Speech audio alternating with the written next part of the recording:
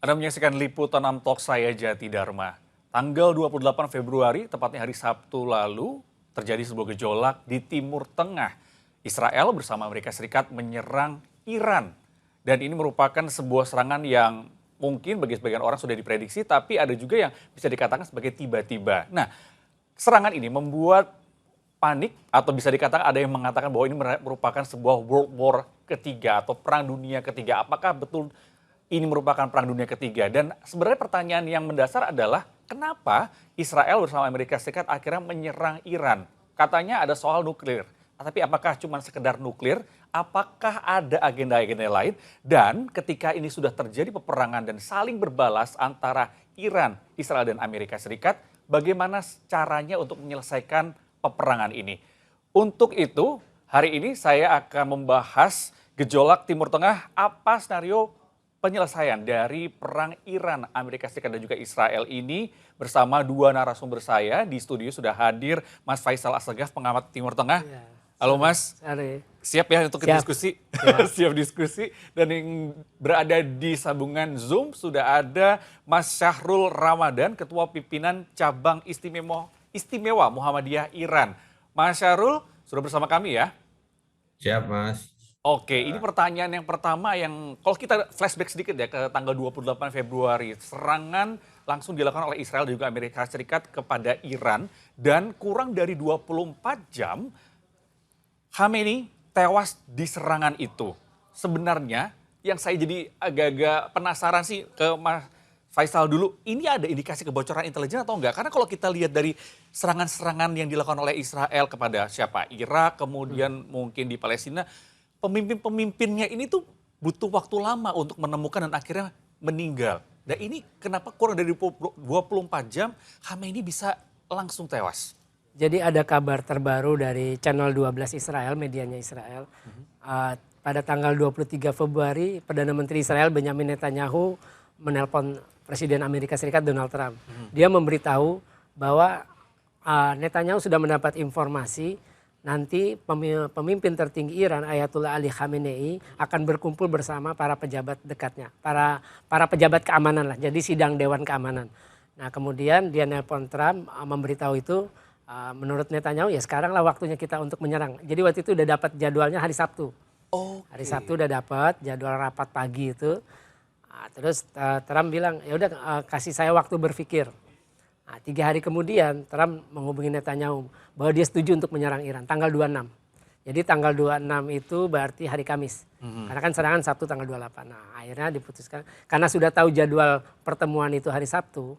Ya akhirnya ya serangan hari Sabtu. Nah kenapa serangan itu langsung ditujukan kepada pemimpin tertinggi? Saya rasa karena misinya Trump dengan Netanyahu sama untuk mengganti rezim. Mereka akhirnya punya dugaan kalau misalkan langsung pemimpin tertingginya dibunuh akan terjadi kekacauan. Kan biasanya begitu.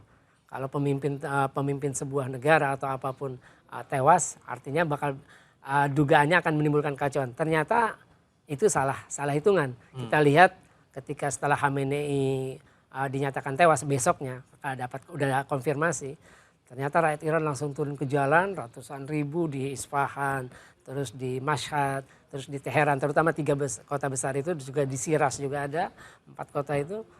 Ternyata rakyat Iran makin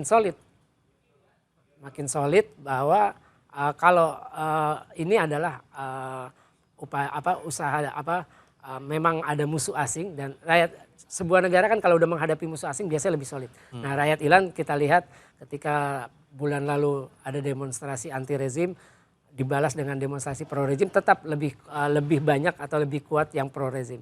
Nah ini dengan pembunuhan ini ternyata dikira bakal menimbulkan chaos, dapat menimbulkan artinya huru hara yang sehingga rezim mullah yang berkuasa sejak 1979 akan tumbang. Itu kemungkinan hitungan dari Trump atau Netanyahu. Ternyata malah membuat Iran makin solid dan mereka hanya hitungan jam setelah itu mereka langsung melakukan serangan balasan. Kenapa harus rezim Khamenei ini dihilangkan? Karena sejak kemenangan revolusi Islam Iran Februari 1979 kan tadinya monarki yang dipimpin Shah Muhammad Reza Pahlavi.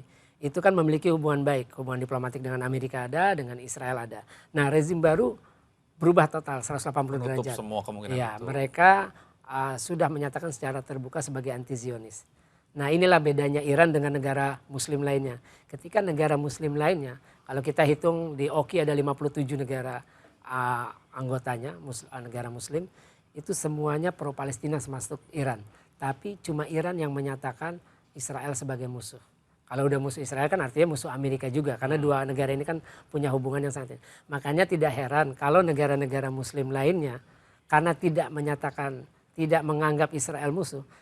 Nah akhirnya ada orang nerima undangan dari pemerintah Israel ya karena bukan musuh. Nah bagi Iran kontak dengan baik itu entitas individu, bisnis atau politik di Israel itu adalah sebuah pelanggaran. Tapi kenapa sekarang setelah sekian puluh tahun dari 1979 akhirnya rezim Reza Pahlavi monarki tadi ditumbangkan kemudian berganti kepada Republik Islam ya. Iya. Nah, kenapa baru sekarang akhirnya melakukan itu? Yang pertama itu tergantung pemimpin di dua negara, baik Amerika maupun Israel. Ini kan Trump ini orang yang sangat agresif, unpredictable lah kalau kata orang. Terus juga Netanyahu itu emang garis keras. Karena partai Likud itu kan partai sayap kanan, garis keras. Apalagi dia memasukkan dua menteri yang ultra sayap kanan itu, yaitu Menteri Keuangan Bezalel Smotrich sama Itamar Ben-Gvir. Sekarang jadi Menteri Keamanan Nasional. Itu kan dua ketua partai, itu yang dimasukin. Nah itu malah makanya pemerintahan Netanyahu makin garis keras. Jadi satu sisi Israel garis keras, Trumpnya yang unpredictable dan juga agresif tadi akhirnya bersatulah, muncullah ide untuk menyerang di Iran kali ini. Dan jangan lupa, Trump itu adalah presiden Israel paling berjasa, presiden Amerika paling berjasa kedua bagi Israel. Jadi Jasanya? yang pertama paling berjasa buat Israel adalah Presiden Harry Truman. Karena dia memberikan pengakuan setelah Israel dideklarasikan berdirinya Israel pada 14 Mei 1948 oleh David Ben-Gurion. 11 menit kemudian Presiden Truman memberi pengakuan. Jadi presiden negara paling cepat memberi pengakuan terhadap berdirinya Israel adalah Amerika Serikat. Nah kenapa Trump presiden paling berjasa ke Amerika paling berjasa kedua buat Israel? Karena dia berani mengambil resiko untuk mengakui Yerusalem baik barat maupun timur sebagai ibu kota Israel. Itu 6 Desember 2017. Padahal yang itu pengakuan itu diambil berdasarkan undang-undang. Jadi Trump bukan bertindak semena-mena tapi dia berdasarkan pada undang-undang yang berlaku di Amerika yaitu Undang-Undang Jerusalem Embassy Act. Jerusalem Embassy Act ini diteken oleh Presiden Bill Clinton dari Partai Demokrat. Nah sejak 1995 dalam undang-undang itu mewajibkan siapapun presiden saat itu, Amerika saat itu wajib memindahkan kedutaan besar Amerika dari ibu kota Tel Aviv ke Yerusalem. Nah cuma karena masalah sensitivitas, ini kan takutnya ada perang agama antara umat muslim dengan Yahudi. Banyak presiden yang, karena memang ada di situ aturan kelonggaran karena merasa terjadi sesuatu takut sensitif bisa diperpanjang tiap 6 bulan kelonggaran. Yang lainnya mau menahan diri tapi Menahan Trump diri, ini nah, tidak gitu Trump ya? tidak. Oke, saya mau ke Mas Syahrul dulu. Mas Syahrul sebagai warga negara Indonesia yang tinggal di Iran selama 2 tahun, apa yang Anda lihat kepemimpinan Ayatollah Ali Khamenei ini seperti apa sih? Ya, yang paling penting dan pasti dirasakan oleh seluruh warga Indonesia yang ada di Iran, karena beliau pemuka agama ya, tanda kutip ahli agama atau faqih. Jadi mempunyai karismatik dalam beliau ketika berbicara agama, beliau juga berbicara politik. Jadi kalau orang-orang Indonesia menganggap bahwa Rahbar Ali Khamenei, Rahbar itu gelar ininya ya, jabatannya, itu hanya seorang pemuka agama itu salah. Jadi Rahbar itu harus punya pengetahuan dan kemampuan yang lengkap, agama, politik, bahkan Syed Ali Khamenei itu pernah ikut berperang ya, pernah ikut berperang di lapangan dan memimpin peperangan. Jadi saya pernah 2 kali sholat Jumat dan 1 kali sholat Idul Fitri, beliau yang imam dan khutbah. Itu kalau di Iran itu baca Al-Fatihah dan surat pendeknya itu enggak pakai nada, jadi kayak baca biasa. Tapi saat itu semua orang menangis dan tergetar ketika beliau menjadi imam dan khotib. Dan itu sangat membludak, saya bahkan sholat di depan pintu stasiun kereta bawah tanah ya, saking tidak bisa masuknya karena seluruh orang berbondong-bondong datang. Jadi seorang Said Ali Khamenei ini bukan orang biasa bagi seluruh warga Iran dan juga warga negara luar yang datang ke Iran. Termasuk saya, Mas. Saya ini beasiswanya dari beliau. Jadi kampus saya, Hmm. Mustafa International University itu kampus yang dibawahi oleh Rahbar dan dibiayai oleh Said Ali Khamenei dari pendanaan agama ya. Sekarang Ali Reza Arafi itu mantan rektor kampus Mustafa International University tempat saya kuliah. Jadi Said Ali Khamenei itu berjasa bagi saya karena membiayai saya kuliah ya. Saya dan teman-teman Indonesia yang kuliah di Iran itu biasanya bukan dari pemerintah Indonesia ataupun bukan dari pemerintah Iran ya. Maksudnya pemerintah itu tanda kutip Kementerian Pendidikan. Ada beberapa hanya sedikit, tapi mayoritas itu dari dana Said Ali Khamenei di lembaga keagamaan atau lembaga Syiah beliau. Nah, Nah, berarti yang perlu digarisbawahi saya memilih diksi gugur mas atau syahid. Kalau SCTV masih menggunakan tewas, yaitu hak SCTV atau media-media lain. Tapi saya lebih suka menggunakan istilah Said Ali Khamenei itu syahid. Kalau saya sebagai orang Muslim ya, tapi kalau bahasa umumnya gugur karena ini dalam peperangan. Mas Syahrul, Anda mengatakan bahwasanya Khamenei ini merupakan orang yang berjasa bagi Anda. Apa yang Anda rasakan ketika mendengarkan kabar bahwa Ayatollah Ali Khamenei meninggal akibat serangan dari Israel dan Amerika Serikat? Ya, saya sedih tapi tidak begitu sedih ya, karena bagi saya Said Ali Khamenei ini eh, meninggalnya beliau, oke, beliau seorang manusia yang meninggal, saya sedih karena beliau pemimpin yang karismatik, banyak berjasa kepada saya. Tapi kesedihan saya karena beliau meninggal, bukan karena nanti Iran sebagai pembela Palestina itu akan hancur atau dan sebagainya. Saya tidak ada ketakutan sama sekali saat Said Ali Khamenei. Orang-orang pada tidak percaya, banyak orang Indonesia yang tetangga teman saya itu nanya, ah ini nggak mungkin ini Said Ali Khamenei meninggal ini. Saya nggak mungkin Said Ali Khamenei gugur.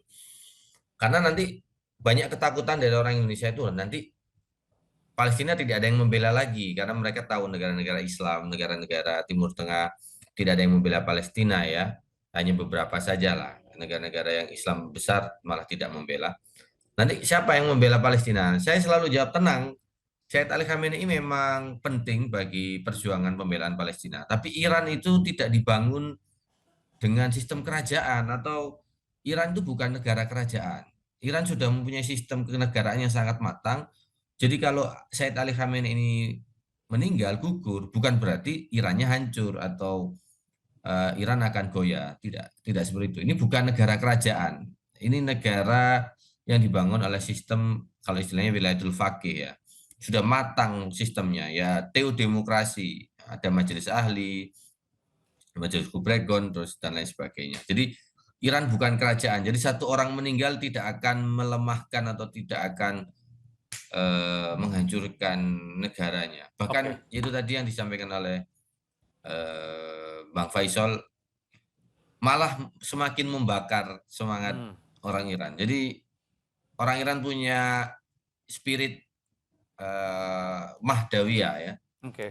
Jadi atau spirit syahid, Mahdawiyah dan spirit syahid. Semakin ada orang yang syahid, semakin semangat mereka. Makin semangat untuk Said melakukan Ali Khamenei sebagai simbol syahid, semakin semangat mereka. balasan itu ya. Nah, ini pertanyaan berikutnya adalah kemarin itu kan sempat Amerika Serikat dan juga Israel, Donald Trump ya sempat mengatakan bahwasannya ini akan selesai perangnya dalam 4 minggu. Ini masih panjang. Ini mungkin hari keempat atau hari kelima dan padahal sebenarnya pimpinannya sudah meninggal dunia.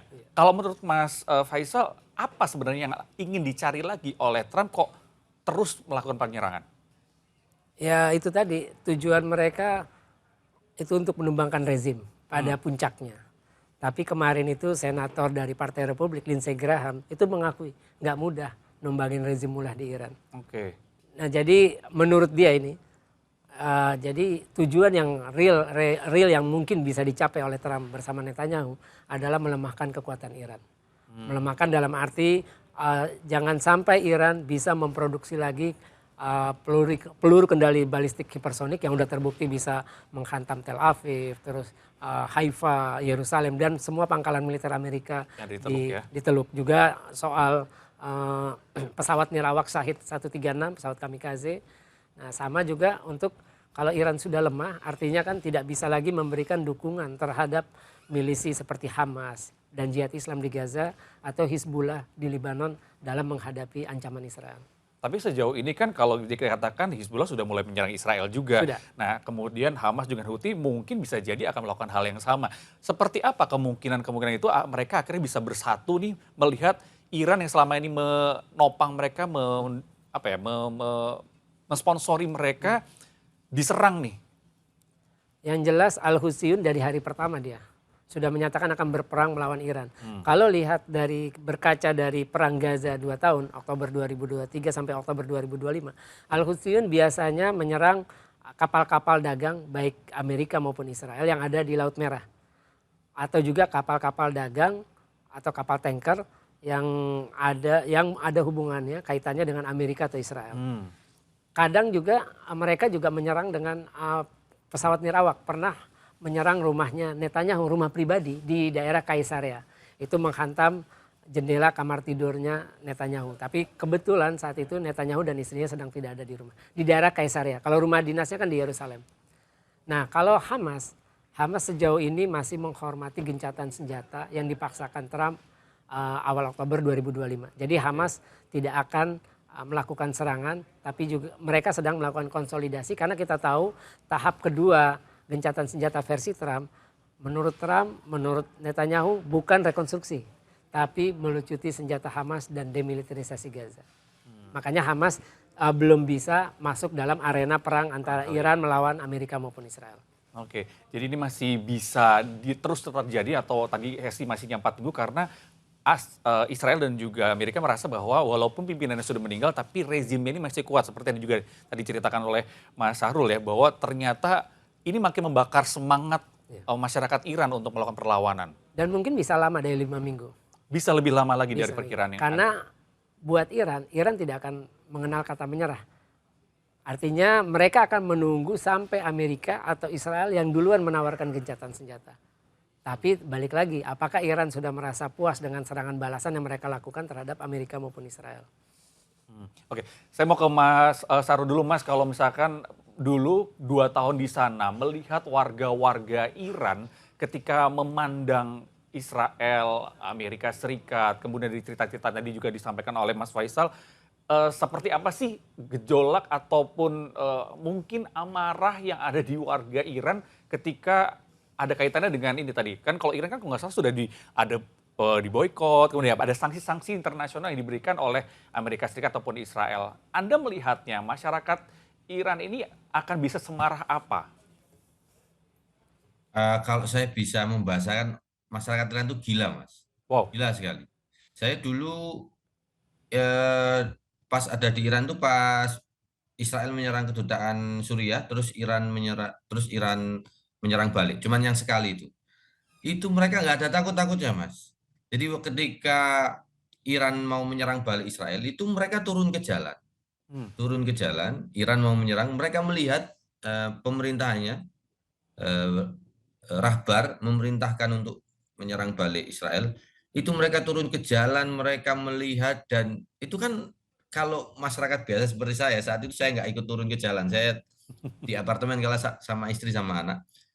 Ini kan nanti bisa diserang Israel kembali, kok mereka malah turun ke jalan, joget-joget seneng-seneng Iran mau nyerang Israel ini, kok mereka malah kayak menantang maut begitu. Ternyata ya memang Israel tidak berani menyerang balik.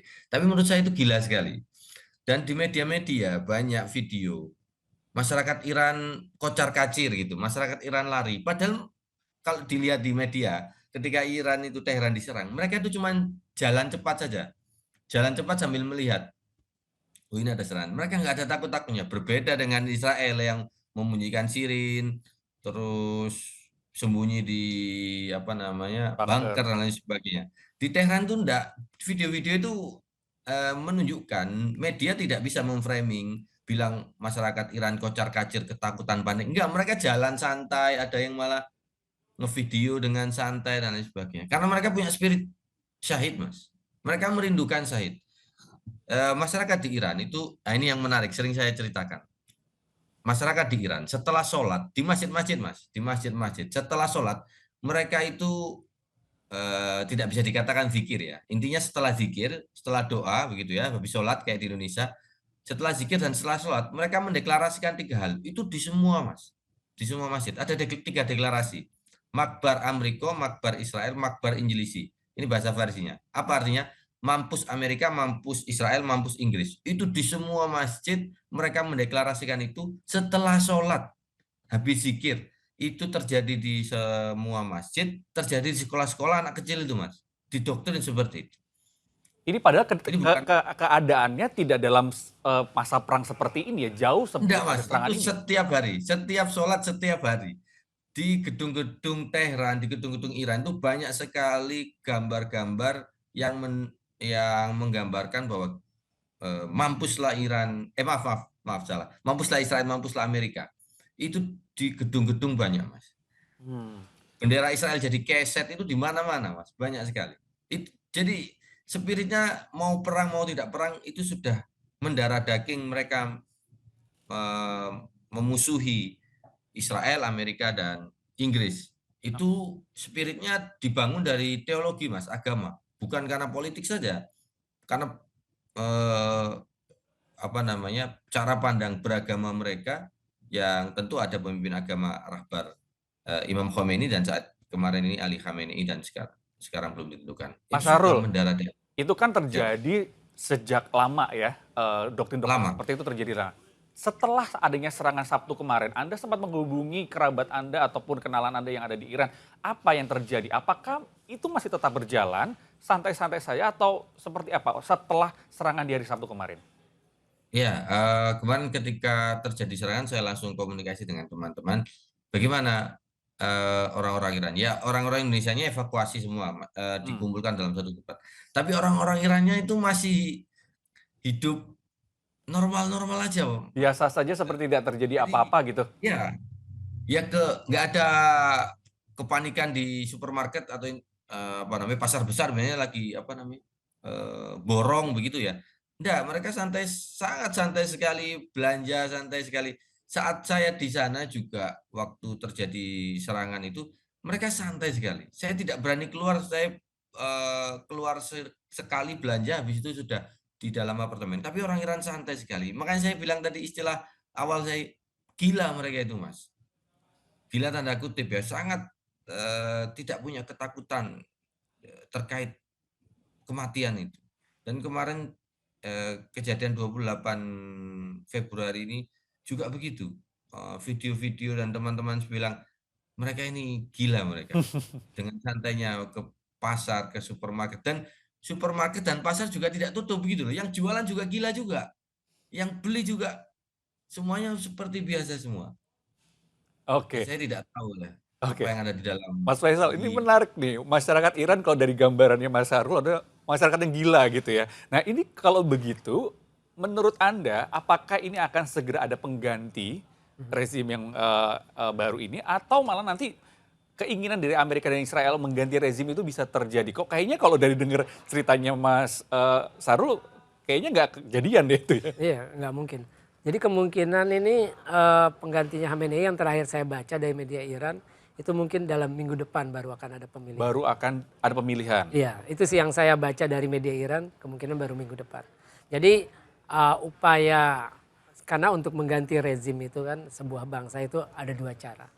Pertama, kalau orang asing ya, negara asing ingin mengganti rezim di sebuah bangsa itu ada 2 cara. Pertama yaitu menggerakkan people power. People power, makanya ketika itu terjadi semacam kayak di Mesir, terus di Suriah. Suriah yang paling kelihatan. Jadi itu ada unsur bantuan asing, karena kan Suriah itu kan di bawah rezim Assad itu kan masuknya poros Iran. Nah, sekarang Suriah sekarang udah beda, nggak bermusuhan, artinya dia bertolak belakang dengan Iran. Nah, makanya semua yang punya kaitan dengan Iran waktu itu ketika terjadi revolusi Arab, arahnya itu sebenarnya ada 2. Target utama revolusi kan dimulai dari Tunisia, tumbang Presiden Zainal Abidin bin Ali. kemudian Mesir Husni Mubarak, kemudian Libya Muammar Gaddafi. Saya di sana waktu pas perang Libya itu sampai Gaddafi meninggal. Nah, terakhir adalah Bashar al-Assad Suriah. Nah, puncaknya yang diinginkan oleh Amerika dan Israel karena ini dianggap musuh terbesar mereka ya adalah Iran. Nah, cara menumbangkan rezim mulai ini kan cuma dua. Bagaimana menggerakkan people power di Iran. Kita tahu demo kemarin ternyata gagal. Karena yang demo anti rezim cuma sedikit. Hitungannya menurut Iran itu sekitar belasan ribu. Kalau yang pro Iran di hari Senin 12 Januari itu sekitar 3 juta. Terus juga kemarin ketika serangan itu hari kedua itu Trump sama Netanyahu sudah bilang hari kedua atau hari ketiga. Mereka menyerukan, ayo rakyat Iran, selesaikan misi kami. Kalian turun ke jalan, tumbangkan rezim. Nah, itu cara pertama. Cara kedua adalah invasi. Ini yang pernah dilakukan Amerika Serikat waktu menumbangkan rezim Taliban di Afghanistan 2001. Dan juga menumbangkan rezim Saddam Hussein 2003. Itu kan melakukan invasi, menurunkan pasukan ke sana. Nah, pertanyaannya kemarin ketika di CNN, Trump tidak menutup kemungkinan bahwa mereka siap untuk menurunkan pasukan karena invasi. Cara people power nggak bisa, nah itu invasi. Nah kalau tadi keterangan Pak Sarul, rakyat Iran yang siap said, itu motifnya beda. Karena kan mempertahankan tanah air dalam Islam jihad, dimanapun itu di Indonesia dulu ketika melawan Belanda. Nah sama sekarang, kalau misalkan Amerika dengan Israel menurunkan pasukan, itu mereka pasti akan kalah. Kalah kenapa? Karena yang satu pasukan itu penugasan. Di mana-mana tentara kalau ditugasin medan perang pasti takut mati. Karena punya keluarga, punya anak, punya istri, punya orang tua. Nah sedangkan orang yang siap mati, syahid, itu tidak peduli lagi itu semua. Nah, itu adalah senjata senjata paling mematikan itu bisa karena kita kan juga pernah berpengalaman melawan Belanda yang sudah punya kekuatan persenjataan, kita hanya dengan bambu runcing, itu ternyata bisa mengusir. Ya sama dengan kalau misalkan Amerika atau Israel berani menurunkan pasukan. Tapi saya kira sih mereka akan berpikir panjang lebar dan saya kira ya mereka tidak akan berani mengirimkan itu. Karena kita tahu Israel 2 tahun berperang melawan milisi. Ini bukan angkatan bersenjata sebuah negara seperti Iran. Melawan milisi Hamas saja 2 tahun nggak bisa menang. Apalagi ini melawan Iran yang punya pride. Ini kan negara, ini kan bangsa Persia ini pernah menguasai dunia ribuan tahun silam. Mereka pasti tidak gengsi untuk takluk kepada Amerika yang baru dibentuk 1776 atau Israel yang baru 1948 dibentuknya. Istilahnya buat mereka anak kemarin sore lah. Nah, seperti itu. Itulah yang membuat Iran menjadi tangguh karena mereka punya pride sebagai sebuah bangsa besar. Di boykot, istilahnya dikenai sanksi ekonomi dan militer sejak 1979, sanksinya ditingkatkan karena ada isu membuat senjata nuklir, mereka tetap bisa bertahan. Bagaimana dengan teknologi alutsista yang dimiliki oleh Amerika, Israel dan mungkin juga ada gabungan Inggris bersedia untuk membantu juga, ada Perancis lagi dan beberapa negara-negara lain yang sekutu untuk menyerang. Apakah Anda melihat bahwa bisa jadi jarak jauh dulu nih, nggak langsung turunin pasukan, tapi jarak jauh dulu dihancurkan? Saya kira cuma Amerika sama Israel yang akan berperang. Karena Keir Starmer udah bilang, kita tidak terlibat dalam peperangan. Terus juga Presiden Prancis kalau nggak salah, Nicolas Macron juga udah bilang bahwa kita nggak ikut dalam perang ini. Tapi Inggris memberikan pangkalan militernya di Siprus untuk dijadikan base buat Amerika kalau mau nyerang.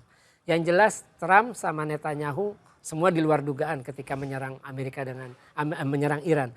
Mereka berpikir ketika pemimpin tertinggi Iran itu dibunuh, negara itu akan kacau. Ternyata itu tidak berhasil strategi itu. Dan malahan sekarang semua kepentingan Amerika di Timur Tengah itu terutama di kawasan Arab Teluk itu sudah hancur pangkalan militernya. Nah, saya kira ini perang yang sekarang ini bukan hanya merugikan Israel, tapi merugikan negara-negara Arab yang menjadi sekutu Amerika, yang memberikan wilayahnya, negaranya menjadi tempat pangkalan militer. Karena sudah terlihat ya, sudah langsung dibombardir. Iya. Nah, pertanyaan berikutnya adalah, ketika sekutu-sekutu Amerika dan juga Israel ini memilih untuk menahan diri dan tidak ikut terlibat, tapi bagaimana dengan Cina dan juga Rusia yang beredar juga di media sosial mengatakan bahwa Cina sempat mengirimkan sejumlah pesawat kargonya untuk mengirim persenjataan dan mendukung Iran. Bagaimana melihat Anda melihat Cina dan Rusia ini? Ini beda ya. Kalau Amerika dengan Israel punya hubungan yang sangat istimewa. Jadi buat Amerika, siapapun yang menyerang Israel artinya menyerang Amerika. Tapi hubungan Iran dengan Rusia, hubungan Iran dengan Cina tidak seperti itu. Artinya bukan sebagai sebuah aliansi keamanan seperti NATO. Kalau NATO kan satu anggota diserang, artinya menyerang kita semua. Ya. Nah makanya Rusia sama Cina tidak akan seperti Amerika ketika membela Israel. Dan lagi juga Iran sejak perang tahun lalu tidak pernah minta bantuan Rusia atau Cina. Itu tadi karena mereka sebagai bangsa besar merasa sanggup meladeni ya istilahnya negara kemarin sore itu, 2 negara kemarin sore. Oke, saya mau ke Mas Syahrul lagi. Mas Syahrul, saya ingin juga lagi mengorek soal pengalaman Anda di sana ketika berhadapan dengan masyarakat Iran. Tadi Anda mengatakan gila, tapi secara kemampuan untuk berperang dalam artian apakah mereka memiliki kemampuan untuk berperang seperti ada wajib militer mungkin bagi masyarakatnya sehingga ketika sebuah perang terjadi mereka benar-benar siap untuk berada di garis depan. Ya, ada wajib militer, Mas. Di Iran ada wajib militer, pilihannya setelah SMA atau setelah kuliah S1. Nah, itu wajib militer. Tapi wajib militer ini jangan digambarkan sebagai ini semua orang dilatih untuk berperang atau memerangi, menghancurkan satu bangsa. Iran tidak punya doktrin itu. Iran tidak punya doktrin menguasai bangsa lain. Wajib militer itu digunakan untuk apa? Untuk semangat, kalau kita sebut nasionalisme. Kalau mereka nasionalisme dan syahid. Nah, beberapa lalu ada video yang tersebar itu, apa makna syahid itu bagi orang Iran, atau diterjemahkanlah sama Ali Khamenei ketika ditanya anak kecil itu. Saya pengen syahid, kata Ali Khamenei, caranya syahid kamu belajar yang pinter, nanti ketika tua bermanfaat terus meninggal, itu mati, itu yang dinamakan mati syahid. Jadi doktrin bahwa syahid yang dimaknai oleh orang Muslim Iran yang diwakilkan oleh Syed Ali Khamenei itu bukan berarti berperang melawan bangsa lain atau agama lain atau dan lain sebagainya, tapi syahid yang dimaknai oleh Syed Ali Khamenei itu ya belajar yang pintar, bermanfaat buat bangsa dan agama, terus habis itu meninggal. Nah, wajib militer itu ditujukan untuk itu. Spirit doktrin syahid itu ditujukan untuk itu. Makanya jangan heran ketika Iran itu diembargo, terus kata peradaban barat, Iran itu penindas terhadap perempuan, tapi profesor perempuan terbanyak sedunia, terus ilmuwan-ilmuwan perempuan banyak sekali di Iran dan lain sebagainya. Ya karena spirit itu tadi. Nah, wajib militer itu setelah SMA dalam konteks membangun semangat spirit syahid itu tadi, mencintai bangsa dan mencintai agama. Mas Syahrul, kalau tadi Anda sempat menyinggung soal bagaimana Republik Islam Iran ini menjalankan pemerintahannya. Kan kalau kita lihat dulu waktu zaman rezimnya Pahlavi itu terkenal dengan sekuler gitu ya, sangat-sangat bebas. Sementara di rezim yang ini, setelah revolusi Iran 1979 ini, semuanya itu berubah gitu ya, 180 derajat. Anda melihatnya masyarakat saat ini lebih menginginkan hal itu atau kembali kepada peradaban yang sebelumnya? Kalau teman-teman semua, penonton semua lihat video-video yang ingin mengembalikan di Shah Pahlavi, itu di framing seakan-akan itu masyarakat Iran yang ada di Iran. Padahal mayoritas video-video itu adalah masyarakat Iran atau keturunan Iran, maaf, yang di luar Iran atau diaspora, Oh, yang sudah bukan diasporanya. warga negara Iran. Dan itu mohon maaf, itu dirawat oleh Israel, Amerika, dan Inggris untuk melakukan propaganda. Itu terlihat sekali. Jadi kalau warga Iran itu bisa dipastikan tidak mungkin berpakaian terbuka. Terbuka paling, kalau warga Iran itu ciri-cirinya seterbuka mereka, rambutnya kelihatan, lehernya kelihatan. Ini kalau perempuan ya, mungkin seleher. Itu warga Iran itu. Tidak mungkin berpakaian terbuka.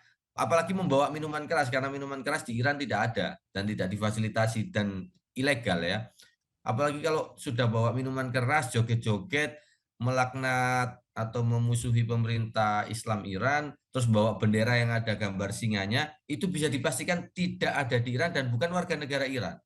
Jadi sudah terlihat di demo-demo, demonstrasi-demonstrasi kemarin, kelihatan lebih banyak mana. Nanti ini bisa dibuktikan ketika pemakaman Said Ali Khamenei beberapa hari ke depan ini. itu akan terlihat sekali bagaimana masyarakat Iran mencintai pemimpinnya, mencintai sistem yang mereka pilih sendiri saat revolusi Islam saat 79.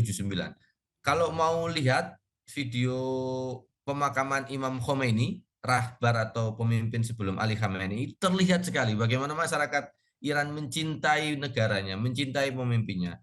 Konon katanya itu pemakaman terbesar, apa ya, pengantar pemakaman terbesar yang ya sepanjang masa ya, ketika ya, Imam Khomeini wafat. Bahkan itu dilarang, masyarakat dari kota lain itu dilarang datang ke Tehran, tapi memaksa itu sebanyak itu, apalagi kalau tidak dilarang. Nah, besok kita lihat pemakaman Said Ali Khamenei ini, konon katanya tanggal 6 kalau nggak salah, saya baca-baca tanggal 6 atau tanggal 7, saya lupa. Itu kita lihat seberapa besar, seberapa banyak masyarakat Iran yang mencintainya. Kemarin saja saat majelis-majelis duka itu ramai sekali, besar sekali di banyak negara, bahkan negara-negara Afrika, Asia itu melakukan majelis duka terhadap Said Ali Khamenei. Apalagi nanti pemakaman itu sangat Oke. terlihat. Berarti bisa dikatakan bahwasannya masyarakat menginginkan rezim ini berlanjut, tidak kembali kepada rezim Pahlavi. Kalau Mas Faisal melihatnya ketika nanti misalkan masyarakat ini tetap memilih berada di rezim yang sama, tidak ada revolusi untuk kembali ke yang sebelum 1979, siapakah pimpinan potensial yang akan menggantikan Ayatullah Ali Khamenei? Ya, nama yang paling kuat sering disebut tuh anaknya sendiri, Mujtaba Khamenei. Terus juga yang pernah saya dengar ada cucunya Imam Khomeini, Hasan Khomeini.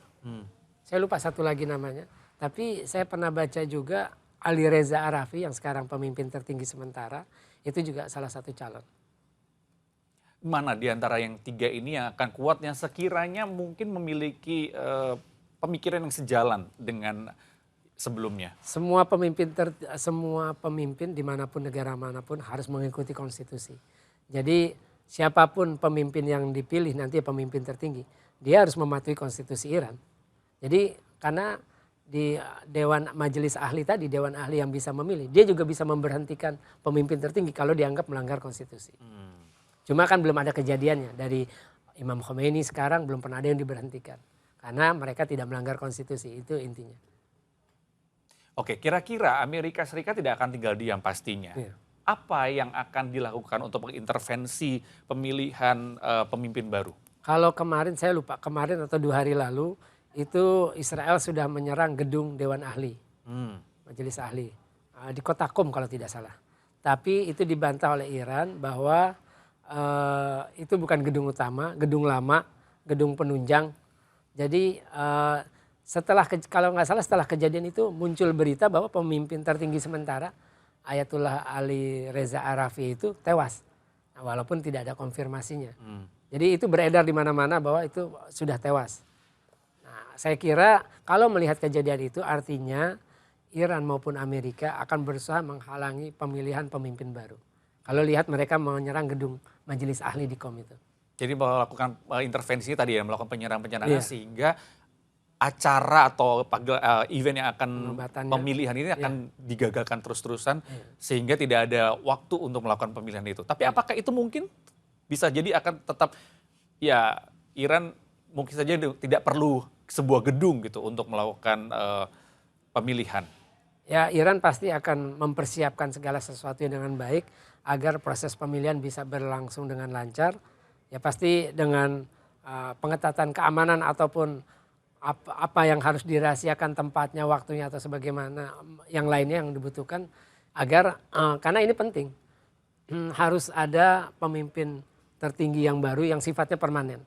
Karena memang itu mekanismenya. Kalau pemimpin tertinggi yang sudah wafat harus diganti dengan yang baru. Itu kan sukses itu harus dijalankan. Makanya pasti Iran sudah akan mempersiapkan bagaimana proses pemilihan itu agar tidak lagi menjadi sasaran. Kalau lihat kemarin gedung Majelis Ahlinya dibom. Oke, Mas Faisal, Anda melihatnya perang Israel Amerika terhadap Iran ini akan sampai mana? Apakah akan ada titik selesai atau akan terus-terusan berlanjut sampai tadi keinginan untuk menumbangkan rezim Republik Islam Iran ini berhasil dilakukan? Kalau saya lihat tujuan itu Trump sama Netanyahu kelihatannya tidak akan memaksakan tujuan itu. Jadi perang ini akan berhenti ketika Amerika maupun Israel menghentikan serangan terhadap Iran. Saya kira itu satu skenarionya. Atau skenario keduanya sampai Iran puas melakukan serangan balasan. Menganggap bahwa kematian Khamenei sudah dibalas dengan setimpal. Nah itu yang punya takaran kan artinya para pemimpin Iran itu sendiri yang sekarang sedang memimpin. Kan ada presidium, Presiden Iran Masoud Pezeshkian, terus juga Ketua Mahkamah Agung Ghulam Reza Hussein Ijai sama Ayatullah Ali Arafi. Ayatullah Ali Reza Arafi. Akan berhenti ketika sudah dirasa cukup begitu ya? Ya itu skenario kedua. Atau Iran menganggap ketika Amerika dan Israel menghentikan serangan, artinya Iran menganggap oh mereka sudah mengaku kalah. Karena kan mereka yang memulai, bukan Iran yang memulai. Jadi tidak perlu harus berkoar-koar, tapi dilihat dari tindakannya dia akan mengukur dari situ ya. Oke, kalau Mas Sarul terakhir, apa yang Anda lihat dari peperangan ini? Apakah ini seperti tadi ya, yang berdasarkan Anda pahami masyarakat Iran, Anda optimistis ini akan segera berakhir atau seperti apa? Apakah Anda ada setuju yang disampaikan oleh Mas Faisal? Ya, kalau perang yang hari ini tentu nanti segera berakhir ya, karena mungkin Israel sama Amerika tidak kuat juga, apalagi penutupan Selat Hormuz dan melihat ternyata segera Iran punya pengganti yang tidak dibaca oleh Israel sama Amerika. Dipikir di Iran itu orang hebat cuman Said Ali Khamenei begitu ya. Padahal di Iran punya stok. Kalau pemimpinnya harus ulama, ulama di Iran tuh sangat banyak stoknya. Bahkan kalau kita main di KUM itu kanan kiri ketemu ulama-ulama entah yang masih level dasar sampai level advance ya. Sehingga kalau yang dekat-dekat ini tentu akan berakhir. Tapi apakah pertanyaannya nanti ke depan akan berakhir? Ya, rumus sederhananya selama Iran masih membela Palestina, ya selama itu juga Iran sama Israel akan tetap perang ya. Meskipun istilahnya ada serangan, tidak ada serangan, selama Iran masih membela Palestina, selama itu juga Iran dan Israel akan tetap berperang. Sampai kapan ya kita tidak ada yang tahu. Mungkin sampai kalau memang Iran berubah sistemnya. Kalau Iran tetap masih sistem Republik Islam Iran dan menggunakan wilayatul faqih dengan kepemimpinan seperti ini, konstitusinya jelas, membela Palestina dan kelompok bangsa-bangsa yang tertindas atau bangsa-bangsa yang lemah. Ya selama itu juga Israel sama Iran tidak akan ada istilah damai. Wong Israel juga tidak diakui oleh Iran kok. Israel sendiri aja tidak diakui oleh Iran begitu. Adanya itu. Oke, berarti artinya gejolak Timur Tengah apa skenario penyelesaiannya ya semuanya tergantung kepada negara-negara yang terlibat dalam peperangan ini ya. Antara Iran, Israel juga Amerika Serikat. Mana yang akan berhenti terlebih dahulu mengakhiri serang menyerang ini, itulah yang nanti akan bisa menimbulkan efek berikutnya yaitu menghentikan semua peperangan. Terima kasih Mas Faisal Assegaf, pengamat Timur Tengah sudah hadir di studio Liputan 6 dan juga dari sambungan Zoom ada Mas Syahrul Ramadan, Ketua Pimpinan Cabang Istimewa Muhammadiyah Iran sudah bergabung bersama Liputan 6 Talks. Terima kasih sudah bersama kami dan itulah tadi saudara, tentunya kita semua berharap peperangan ini bisa segera berakhir karena bisa secara langsung atau tidak langsung Indonesia pasti juga akan terdampak dari adanya perang yang terjadi di wilayah dunia ini. Saya Jadi Rema pamit, sampai jumpa.